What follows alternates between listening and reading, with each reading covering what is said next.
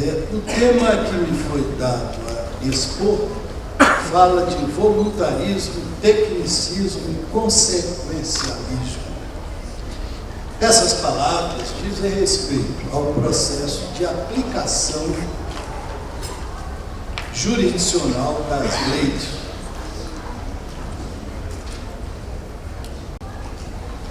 Por primeiro, farei uma breve exposição sobre sistema jurídico e depois escolhi 3 decisões do Supremo para examinarmos o que pode ser voluntarismo,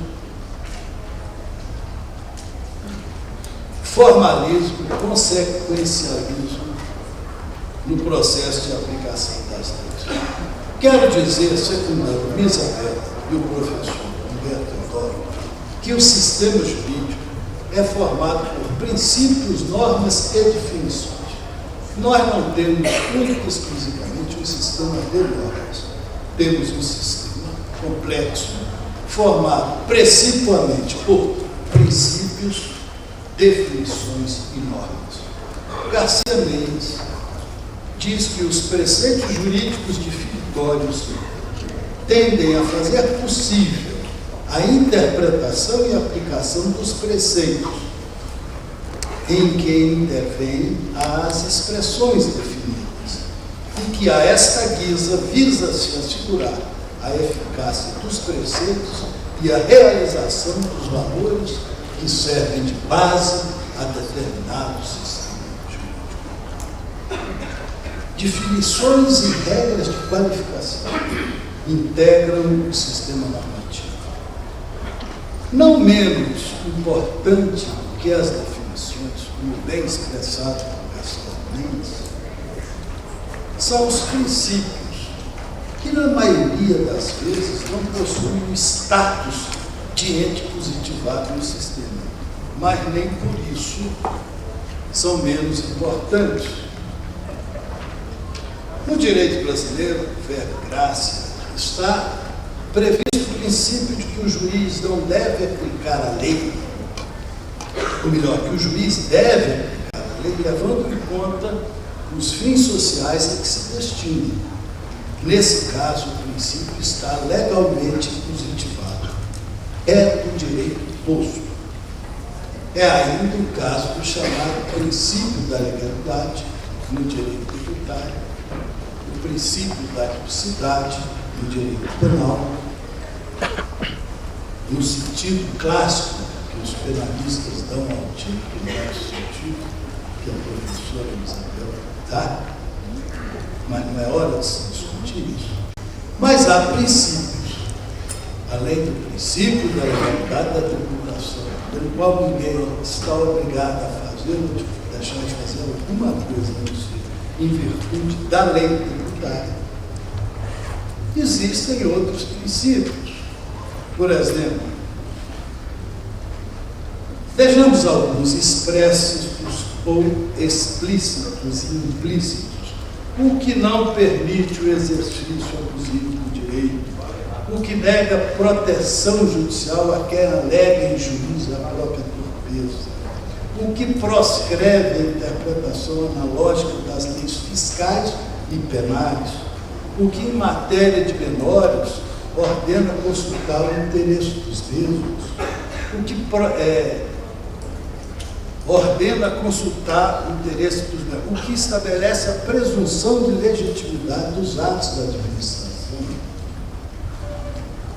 o que manda o juiz declarar a inconstitucionalidade de uma lei quando isso seja inevitável, o que em matéria cambial reconhece ao idoso a função de assegurar a celeridade dos negócios, o que em direito marítimo dispõe que se deve favorecer sempre o navio continuar a navegar, o que em caso de dúvida manda que se decida em favor do réu, o famoso indúbio pro réu, o que em matéria juslaboral prescreve a interpretação do contrato de trabalho de modo a favorecer a estabilidade do vínculo, além de muitíssimos outros que toda hora nós repetimos em nossa vida cotidiana de operadores do direito. O que caracteriza os princípios, é bom que se diga, é que não estabelece um comportamento específico, mas uma meta, um padrão. Tampouco exigem condições para que se apliquem, enunciam uma razão para a interpretação dos casos. Princípios são padrões para a aplicação do direito aos casos particulares. Podem ser técnicos, não cumulatividade, éticos, não alegarem juízo à própria natureza, a proibição de vir à administração contra ato próprio, ou axiológicos, o princípio do mínimo vital e o princípio da igualdade. As definições são conceitos operacionais, definição de tributo, prestação pecuniária compulsória instituída em lei que não constitua sanção de ato ilícito cobrado administrativamente. Quer dizer, essa definição de tributo é nuclear para a aplicação do direito. Definição de legítima defesa em matéria penal, real ou putativa, definição de uma sociedade de fim específico, do que é negócio jurídico no direito civil. Normas são preceitos jurídicos, ou categóricos ou condicionais. Por exemplo, a maioridade atinge-se plenamente aos 21 anos de idade, ou condicionais, tipo ter renda acima de X, pagar imposto de renda à União em dado lapso de tempo. Matar alguém, pena de X. As normas são de 5 categorias: organizatórias, de competência, técnicas, de conduta e sancionantes. Vou só dar uma ideia de como é importante defini-las. Normas organizatórias, instituindo os órgãos do Estado, as instituições, as pessoas, as normas que prescrevem como deve ser o Estado Federal, ou que declinam os requisitos que deve possuir o ato jurídico para ser válido, ou uma sociedade por cotas para também ser válida. Os requisitos para ser elegível ou comerciante ou ainda ser senador, maior, presidente da República ou prefeito municipal. São normas organizatórias do orbe jurídico total. Normas técnicas, prescrevendo como devem ser produzidos os atos adjetivos necessários à vida do direito, como se deve votar, sentenciar, interpor um recurso extraordinário, fazer um testamento, celebrar contratos, contrair matrimônio, discutir e votar uma lei complementar da Constituição. Todas as normas processuais, todo direito processual é técnico. Todo direito sancionante, tirando as sanções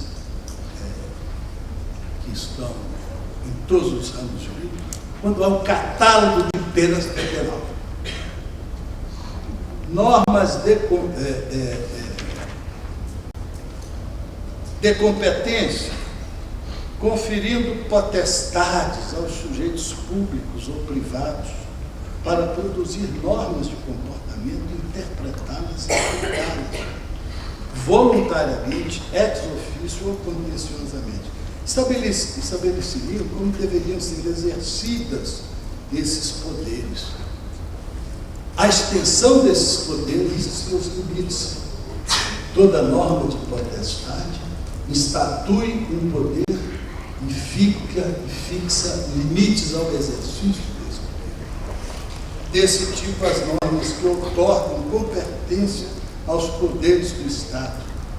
De igual tipo, as normas que investem os particulares da capacidade para praticar e celebrar atos jurídicos constitutivos, testar, votar, contratar. O Hart chamava essas normas de transformação, porque nós somos demiurgos Nós estamos diariamente criando direito, emitindo cheques, celebrando contratos,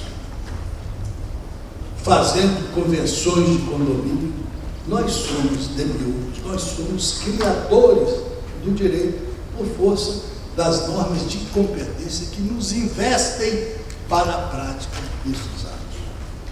Vejam, pois, que aquilo que se disse hoje, Paulo de Barros disse, o direito, foi Almanelli, o direito visa organizar a sociedade para que os homens se comportem organizadamente. Mas o direito também não é só essa definição tão ampla, e eu fiz uma síntese de princípios, de definições, de normas e de diferentes tipos de normas. Mas essa visão é uma visão estática, do direito. Porque, na verdade, se o direito começa na lei, ou na sentença com força de lei nos países do common law, que não vivem só de sentenças, nem de precedentes judiciais, também eles têm milhares de leis feitas pelo legislador. Se o direito começa com uma prescrição, seja ela de que tipo for, essa prescrição vai ter uma vida no momento de sua aplicação. Ela está carregada de polissemia, de ambiguidade, de possibilidade de vários sentidos. E quem é que condensa todo esse ordem normativo e transforma o direito numa interpretação concetânea, supõe-se, com o voto do juiz? O ato jurisdicional, o ato do juiz, a norma judicial. É ela que condensa toda a discussão da sociedade em torno de fatos e de prescrições jurídicas, e nos dá uma visão daquilo que é norma, de como devemos nos comportar, de como devemos entender o direito. E é isso que confere ou segurança ou insegurança à sociedade. Ninguém vive sem segurança, muito menos um direito que a requisita fundamentalmente. Dito isso, cabe agora saber o que seria tecnicismo, voluntarismo e consequencialismo no processo de aplicação do direito pelos juízes. Vou começar pelo tecnicismo. Houve uma decisão do ministro Eros Roberto Grau sobre o PIS/COFINS dos profissionais liberais. A Ordem dos Advogados do Brasil tinha conseguido mandados de segurança por todo esse país.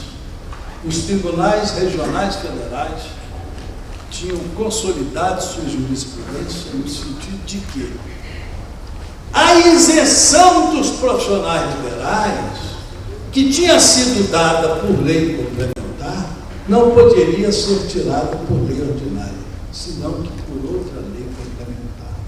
Interpretação a qual nos opomos em uma grande parte da doutrina brasileira, porque os objetos materiais da lei complementar são prefixados na Constituição e não do livre alvedrio do legislador. Portanto, se ela fora a isenção dada por lei complementar, houve um desperdício normativo. Quem pode mais, pode menos. Agora, quem pode menos é quem não pode mais. Então, poderia ser tirada por lei ordinária. Mesmo assim, muitos, como foi o nosso caso, fizemos um depósito e, já que o Superior Tribunal de Justiça havia lavrado uma súmula dizendo que tal isenção não poderia ser tirada senão por lei complementar, nós resolvemos depositar em juízo, converter-se em renda da União, caso perdêssemos a ação, e se ganhássemos, teríamos feito uma bela poupança, embora em cima de uma tese jurídica da sem fundamento na principiologia, não é, Américo, do nosso sistema tributário.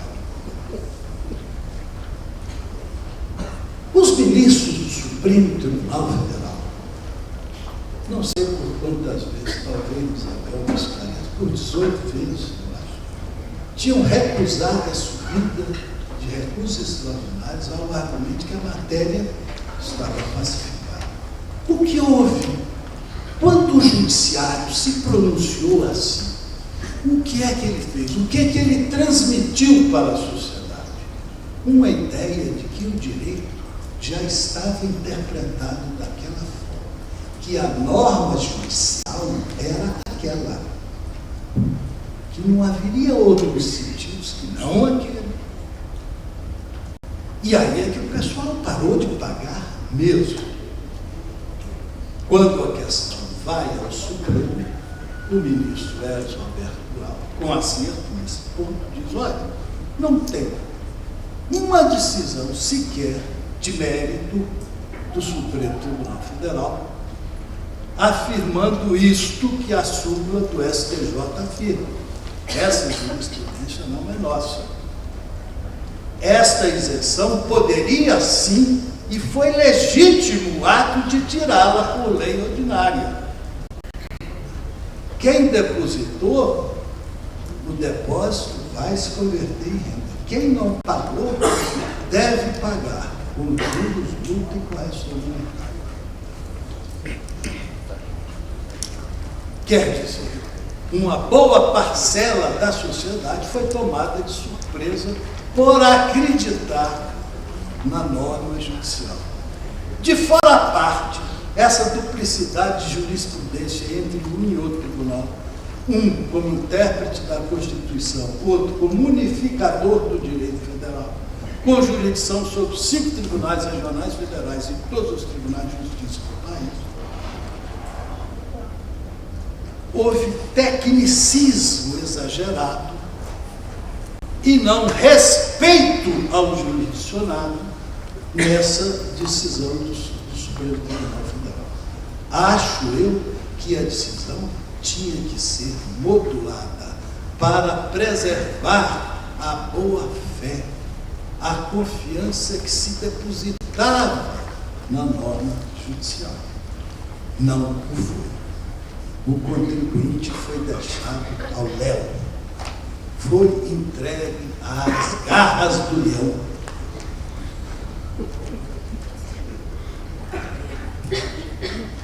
Voluntarismo.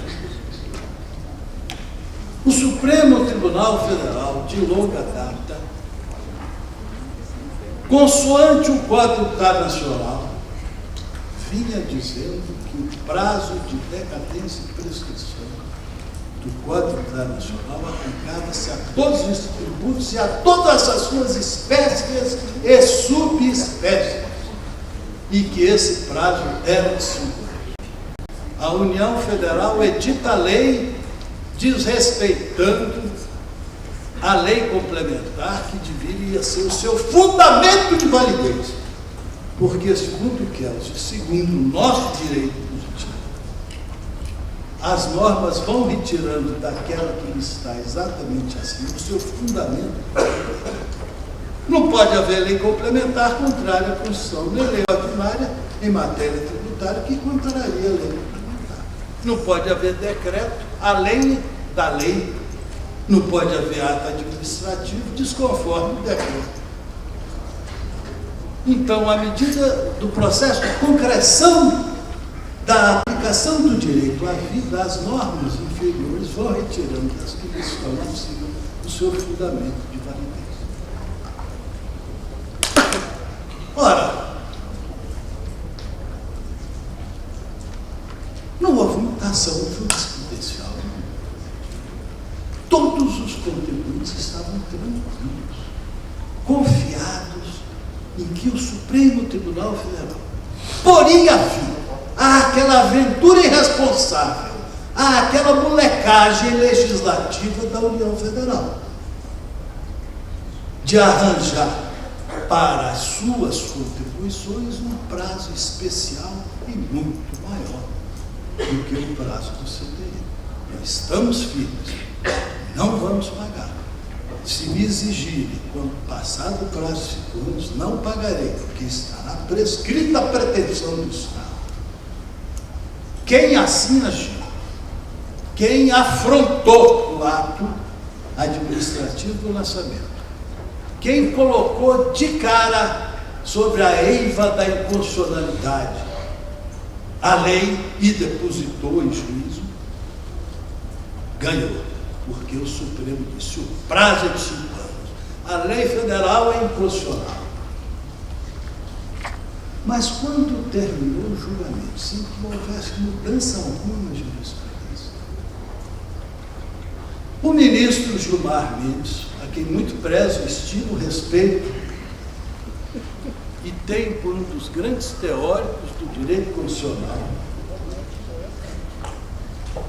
disse: vamos modular os efeitos. Em menos de 2 minutos, o que, segundo o professor Thomas da Rosa Bustamante, na Inglaterra demora anos, tal a preocupação do juiz em leis de mudar a jurisprudência. Gente, não mexe nisso. O povo acredita nessas decisões, eles agem cotidianamente, crentes que é assim. Como é que nós vamos mexer? Vai estar errado. Os tempos mudaram, nós vamos ter que mudar. Não, peraí. Fazem audiências, discutem, convocam os interessados para, afinal, dar o passo para a mudança. E avisam, não surpreendem.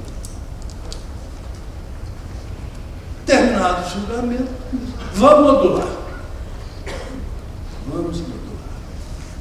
O negócio é o seguinte: quem entrou em juízo tem o seu direito assegurado. Quem não entrou, vai plantar batatas. Ele não tem mais jus postulante.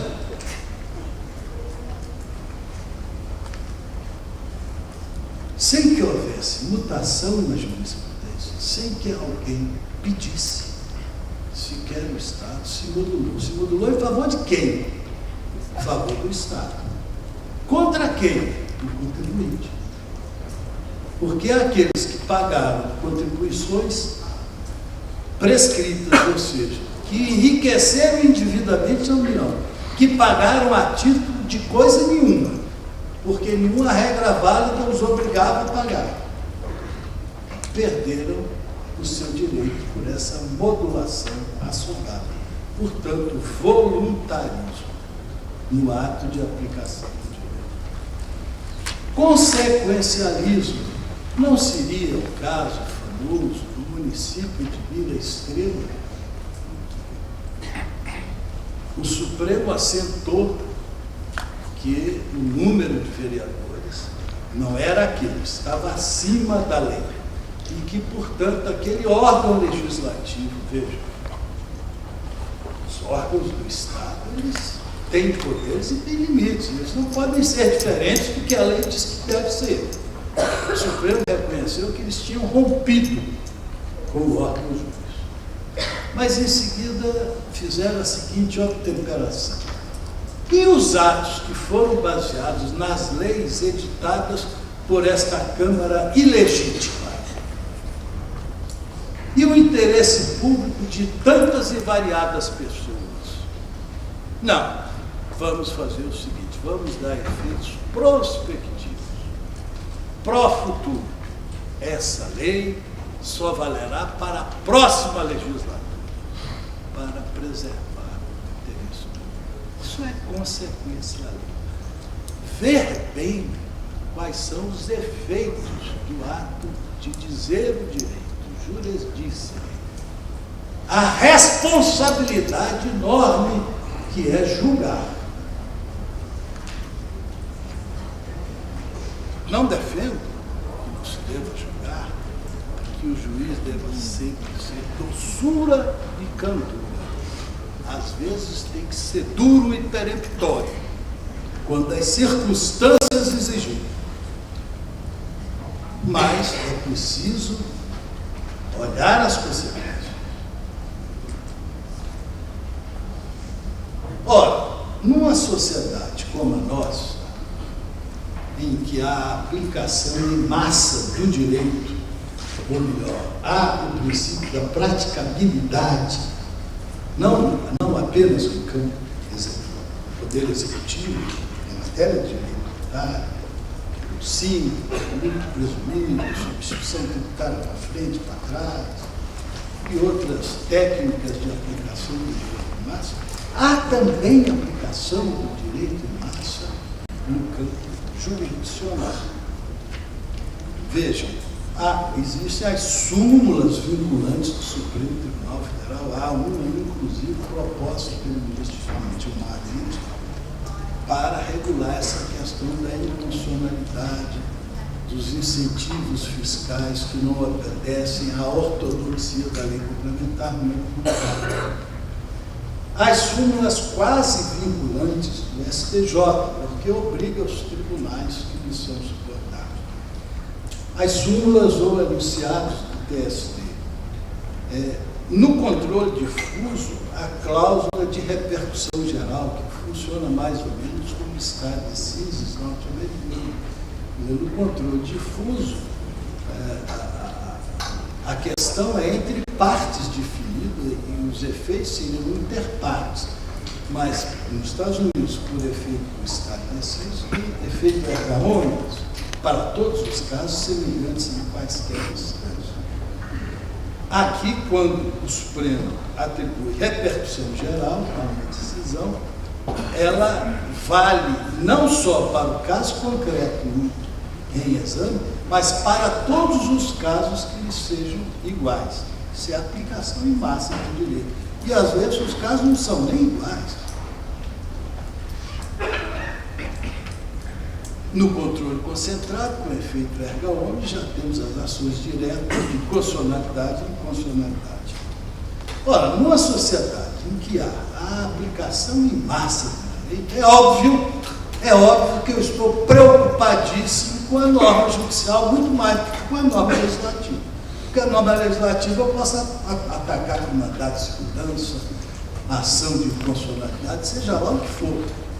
Mas a norma judicial já é mais complicada, normalmente quando pronunciada pelas duas mais altas cortes do país, o Supremo Tribunal Federal e o Tribunal Superior de Justiça. Eu não tenho muito por onde recorrer.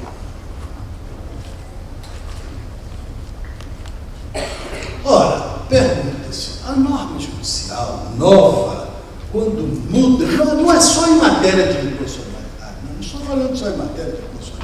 Vou lhe dizer para simplificar. Em matéria de inconstitucionalidade de lei, porque é o Estado que faz a lei e é o Estado que aplica a lei de ofício, em caso de declaração de inconstitucionalidade de lei, o efeito é mesmo ex nunc, ex tunc, não tem que modular nada. É inconstitucional que o Executivo assuma integralmente a sua responsabilidade em fazer a lei e aplicar a lei. A decretação da inconstitucionalidade da lei implica todas as consequências necessárias. O que eu estou falando é a mutação da jurisprudência, não necessariamente envolvendo questão de constitucionalidade. Quando a norma judicial, mansa e tranquilamente aceita pela coletividade, é mudada, deve-se modular os efeitos, deve-se preservar a boa-fé das pessoas, inclusive dos órgãos estatais. O que se deve fazer? Ora, a lei nova obedece o ato jurídico perfeito, o direito adquirido e a coisa julgada. A norma judicial nova deve, do mesmo modo, respeitar o direito adquirido, a coisa julgada e o ato jurídico perfeito.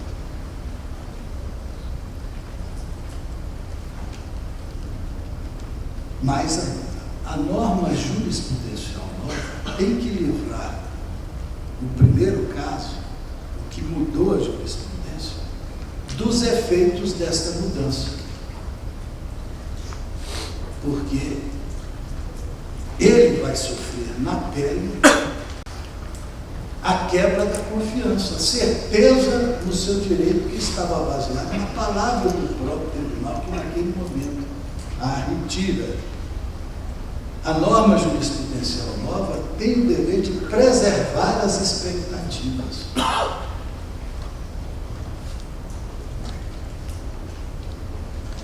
Estou com a professora Isabel Piderzi.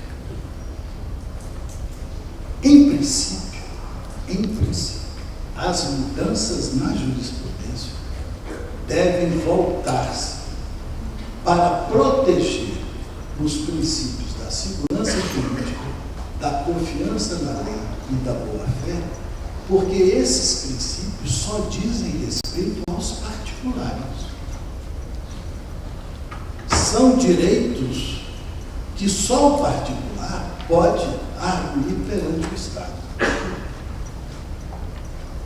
Humberto Ávila diz que o Estado, muitas vezes, cria a insegurança jurídica, seja pelo legislativo, pelo executivo, pelo judiciário. O contribuinte, em todos os casos, simplesmente a sofre passivamente. Porque ele não faz a lei, ele não aplica a lei, ele não sentencia, altera o sentido comum que se tem da lei.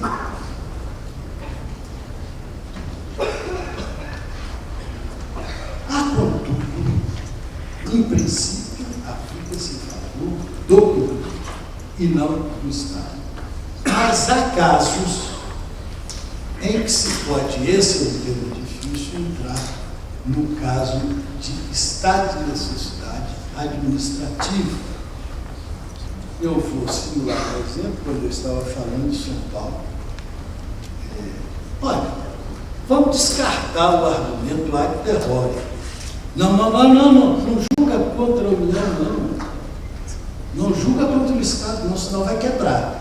Isso não me interessa. Esse argumento ad terrorem não me interessa, nem a sociedade, se for culta e sábia, pode apoiar esse argumento ad terrorem. Há casos em que o Estado também merece ser protegido. Está com efeito de repercussão geral no Supremo Tribunal Federal a seguinte questão. O STJ, em matéria de construção civil, sempre disse, reiteradamente, que não se podia aproveitar o ISS dos serviços que já tinham pago o ISS na construção civil. O construtor, o ISS é cumulativo. Isso. Agora, está se insinuando a tese de que ele é não cumulativo e que tem que ser descontado.